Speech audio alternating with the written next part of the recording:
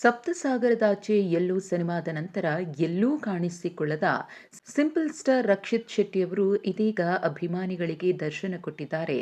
ಹೌದು, ರಕ್ಷಿತ್ ಶೆಟ್ಟಿ ಕಾಣೆಯಾಗಿದ್ದಾರೆ ಅಂತ ಹೇಳಿ ಸೋಷಿಯಲ್ ಮೀಡಿಯಾದಲ್ಲಿ ಅನೇಕ ಮಂದಿ ಅನೇಕ ರೀತಿಯಲ್ಲಿ ಪೋಸ್ಟ್ಗಳನ್ನ ಹಾಕಿ ಪ್ರಶ್ನೆಯನ್ನ ಮಾಡ್ತಿದ್ರು.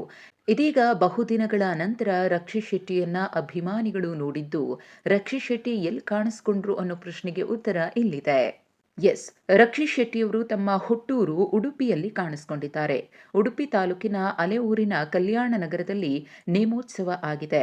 ಅಲೆಯೂರು ದೊಡ್ಡಮನೆ ಮನೆತನದವರು ನಿರ್ವಹಿಸುವಂತಹ ನೇಮೋತ್ಸವ ಇದಾಗಿದ್ದು, ಅಲೆಯೂರು ದೊಡ್ಡಮನೆ ಕುಟುಂಬದ ಕುಡಿಯಾಗಿರುವಂತಹ ರಕ್ಷಿತ್ ಶೆಟ್ಟಿಯವರು ತಮ್ಮ ತಂದೆ ತಾಯಿ ಕುಟುಂಬದವರ ಜೊತೆಗೆ ವೈದ್ಯನಾಥ ಬಬ್ಬುಸ್ವಾಮಿ ದೈವದ ನೇಮೋತ್ಸವದಲ್ಲಿ ಭಾಗಿಯಾಗಿದ್ರು.